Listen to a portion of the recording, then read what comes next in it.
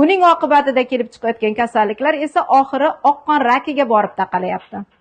Doimiy ravishda davlingiz past, qoningiz kam, gemoglobin kamligi bilan yurayotgan bo'lsangiz va siz buning keltirib chiqaruvchi sababini topolmayotgan bo'lsangiz, albatta bizning Bahor shifo tabobat markazimizga murojaat qilishingiz mumkin. Bizlarning ancha vaqtdagi izlanishlarimiz natijasida bu aynan gemanxoz va ankilostoma gijja parazitlarining ta'sirida kelib chiqayotganini aniqlab bildik.